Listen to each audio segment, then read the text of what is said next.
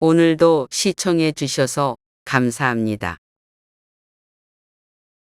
말을 부적절하게 사용하여 실패하는 사례가 상당히 흔합니다. 이런 발언은 피하세요라고 강조하는 사람들이 많지만 세 가지만큼이나 중요한 사항을 강조하고 싶습니다. 이것을 잘못하면 언어로 인해 큰 문제에 봉착할 수 있습니다. 언어적인 실패를 피하려면 주의가 필요합니다. 언제나 후회하는 말 세 가지. 우리가 말로 인해 어려움에 처하지 않으려면 말을 잘하는 것은 물론이고 특히 자제해야 할 말에 주의를 기울여야 합니다. 그 중에서도 반드시 피해야 할 말은 굉장히 중요합니다. 그래서 저는 사람들에게 이런 발언은 결코 하지 마세요라고 강조하면서 여러 가지를 언급하면 기억하기 어려울 수 있기 때문에 항상 세 가지에 집중합니다. 첫 번째로 자신의 비밀은 언급하지 말아야 한다는 이야기가 있습니다. 이런 주장을 하면 사람들은 종종 다른 관점에서 반론을 제시합니다. 친구 사이에서는 서로에게 비밀을 터놓아야 진정한 우정이라고 생각하는 사람들이 많습니다. 그러나 현실은 다르게 흘러가기도 합니다. 가족 간에도 비밀을 나누고 나서 그 정보가 다른 곳으로 유출되어 가정이 붕괴하는 사례가 발생하기도 합니다. 이런 현상은 세상이 더욱 까다로워지고 있다는 신호일 수 있습니다. 우리가 너만 알고 있어 라고 말할 때 이미 그 비밀은 불안정해집니다. 비밀이 폭로되는 순간 참으로 안타까운 일이 벌어집니다. 상대방에게 자신의 취약점이 노출되면 우리는 그에게서 굴복할 수밖에 없게 됩니다. 그 비밀을 말하는 순간 우리는 상대방에게서 자신의 취약한 면을 잡힌다는 것을 인식해야 합니다. 이런 친구 관계가 어디까지 갈지는 예측할 수 없습니다. 그러므로 자신의 취약점은 결코 언급하지 말아야 합니다. 이순신 장군님도 말했듯이 내 죽음을 적에게 알리지 말라는 말은 우리 주변에서 적이 될 가능성이 있는 상황이 많다는 경고와 연결될 수 있습니다. 세상이 현실적으로 우리의 내면을 이해하고 공감해 줄 상대가 없다고 느끼지 마세요. 현실은 때로는 어렵고 복잡하다는 것을 명심하세요. 두 번째로 주목할 점은 타인의 비밀을 언급해서는 안 된다는 겁니다. 입으로 망하는 상황 중 하나는 다른 사람의 비밀을 폭로하는 경우입니다. 이것은 약간 역설적일 수 있지만 다른 사람의 비밀을 알게 된다고 해도 그것을 지키는 것이 인간다운 예의입니다. 그러나 어떤 이가 그 비밀을 듣고 나서 언제든지 발설하게 되면 순식간에 그 상대방에게 약점을 드러내는 결과를 초래할 수 있습니다. 따라서 타인의 비밀을 언급해서는 결코 안 된다는 것이죠. 세 번째로 기억해야 할 사항은 험담을 결코 퍼뜨리지 말아야 한다는 것입니다. 이야기를 나누거나 대화를 나누는 과정에서 험담을 하는 것은 어떤 즐거움을 주기도 합니다. 실제로 다른 사람을 향해 불만을 토로하는 것에는 특유의 매력이 있죠.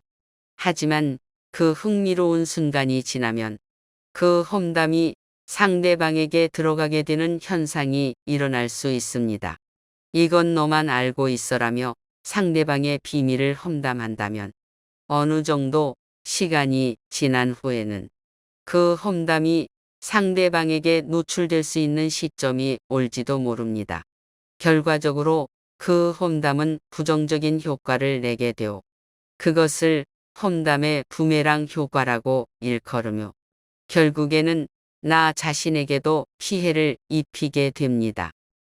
그러므로 상대방에게 내 비밀을 누설하지 않을 뿐만 아니라 상대방이 어떤 비밀을 듣게 된다 해도 남에게 얘기하지 않아야 합니다. 이 세 가지를 결코 하지 말아야 할 중요한 사항입니다. 특히 지금은 TMI라는 표현이 많이 사용되는데 너무 많은 정보를 얘기할 필요가 없다는 것이죠. 이 세상이 까다로워지고 예민해진 만큼 알고 있는 것을 지나치게 털어놓지 말고 어느 정도는 과묵해야 한다는 점을 유념하세요. 이런 조심이 필요합니다. 말이 너무 많으면 실수할 가능성이 높아지기 마련이니까요. 말로 스스로를 해치지 않으려면 이 조언을 기억하세요. 말로 스스로를 해치지 않으려면 단 하나만 기억해 두세요. 그것은 한 템포 늦게 말하라입니다. 이 표현에는 여러 의미가 내포되어 있습니다. 어떤 이야기를 하려 할 때 섣부르게 말하기보다는 꿀떡처럼 한번 삼키고 조금 생각한 후에 말하는 것을 의미합니다. 이런 상황은 빈번하게 발생합니다. 나 역시 이런 경우가 빈번한 편인데 기분 좋게 이것도 주고 저것도 나눠줄게라고 약속을 하고 나면 막상 행동으로 옮기려니 귀찮아서 후회하게 되곤 합니다. 이것을 다시 포장하고 우체국까지 가서 보내는 일이 그리 간단한 것이 아니거든요. 그러므로 약속을 해놓고 나중에 후회하는 상황은 많을 것입니다. 그래서 한 템포 늦게 천천히 말하라는 조언을 절대로 잊지 말아야 합니다. 천천히 말하는 것은 여러 면에서 효과가 있다는 사실을 명심하세요. 첫 번째로 말을 천천히 하면 목소리가 조용해지고 정중해진다는 것입니다. 말이라는 것은 모두가 다 정중해지는 것은 아니지만 목소리를 낮춰 천천히 말하면 그 효과가 나타납니다. 이렇게 말하면 목소리가 정중해지고 더 고요한 느낌이 드는데 이러한 특성은 대화를 보다 존중받게 만들어줍니다. 두 번째로 말을 천천히 하면 품격 있어 보입니다. 말을 빨리 하는 것은 대개 높은 지위에 있는 사람들에게서 찾아보기 어렵습니다. 천천히 말하는 것은 마치 폼을 잡는 것처럼 보이기도 합니다. 품격 있는 말투는 폼을 유지하는 데 도움이 되며 그 자체로도 좋은 인상을 남깁니다. 세 번째로 말을 천천히 하면 설득력이 높아집니다. 예를 들어 세일즈맨이 제품을 판매할 때 너무 빨리 말하면 사기적으로 들릴 수 있습니다. 그러나 천천히 말함으로써 설득력이 향상되며 이해하기 쉬워집니다. 빠르게 말하지 않고 천천히 말하는 것이 소통에서 중요한 역할을 합니다. 네 번째로 말을 천천히 하면 감정이 더욱 조절됩니다. 빠르게 말하면 감정이 급격하게 전환되기 쉽습니다.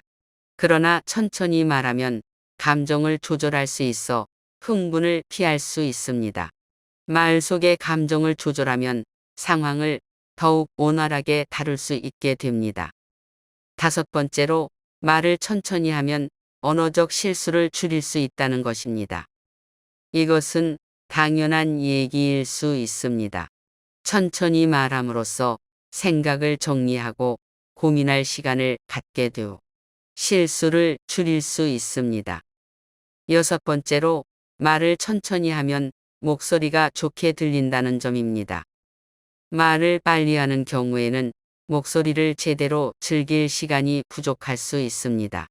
그러나 천천히 말하면 목소리가 미적으로 다가오게 느껴집니다. 일곱 번째로 말을 천천히 하면 이전에 언급한 6가지 특성이 결합되어 말을 잘하는 능력을 향상시킬 수 있습니다. 따라서 한 템포 늦게 말하기와 말을 천천히 하는 것은 큰 가치가 있을 것으로 생각됩니다. 이 두 가지 습관을 통해 언어적 실수를 줄이고 목소리를 미적으로 다듬음으로써 뛰어난 의사소통 능력을 갖출 수 있기를 바랍니다. 상대방의 마음을 사로잡는 3가지 기술. 말을 잘하려면 입으로 망하지 않을 뿐만 아니라 상대방의 마음을 사로잡는 말을 해야 합니다. 이를 위해서는 딱 3가지만 생각하세요. 첫째로 경청이 필요합니다. 경청은 이미 많이 들어봤을 것입니다. 하지만 우리는 종종 상대방이 말을 끝내면 내가 무슨 말을 해야 할지 고민하는데, 이런 생각을 하지 말고 상대방이 어떤 마음으로 이야기하는지를 정말로 경청하세요. 둘째로, 격려가 중요합니다. 격려는 칭찬과는 다릅니다. 칭찬은 어떤 면에서 뛰어난 점이 있을 때에만 이루어지지만, 격려는 실수를 했을 때에도 가능합니다. 괜찮아, 잘 될 거야와 같은 격려의 말은 마음을 편안하게 해주고 상대방을 응원하는 효과를 가집니다. 셋째로, 겸손이 필요합니다. 과도한 자만심을 내비치지 말고 조금은 겸손하게 말하는 것이 좋습니다. 이렇게 함으로써 상대방은 당신을 품격 있게 여기게 됩니다. 아주 품격 있는 말투로 상대방에게 좋은 인상을 남길 수 있도록 노력해 보세요. 아무쪼록 이 3가지 기술을 통해 좋은 대화력을 키워나가시기를 바랍니다. 진정한 소통을 위한 핵심 말하는 방식. 말하는 방식이 왜 중요한지를 이해하는 것은 상당히 중요합니다. 품격, 품질, 이 모든 것이 어떻게 말하는지에 달려있다고 할 수 있죠. 우리가 품격이라고 언급할 때 그 한문을 보면 입구자가 3개가 쌓여 품을 이루고 있습니다. 이는 말을 어떻게 하는가에 따라 우리의 품격과 인격이 좌우된다는 것을 의미합니다. 이러한 원리는 군자에게도 적용되어 입을 제대로 다스리는 사람이 군자로 여겨진다고 말할 수 있습니다. 오늘날 우리 사회는 언어의 힘이 강조되고 있는데 어떻게 진정성 있는 멋진 말을 할 수 있는지에 대한 고민을 해야 합니다. 화술은 요령이나 술수를 부리는 것이 아니라 어떻게 진정성 있는 대화를 이끌어낼 수 있는지에 대한 노력의 일환입니다. 품격 없는 말은 많은 문제를 일으킬 수 있습니다. 대화에서도 말을 잘못 선택하면 실망과 오해로 이어질 수 있습니다. 결국 입에서부터 시작되는 말은 신중하게 다뤄져야 합니다. 상대방에게 예민한 화근을 심지 않기 위해서는 말을 꼼꼼하게 다듬어야 합니다. 말을 조심하는 것은 상대방과의 소통을 원활하게 만드는 첫걸음입니다. 상대의 감정과 상황을 고려하며 세심한 언행으로 말을 선택하고 진심 어린 대화를 통해 소통의 질을 높이세요. 감사합니다.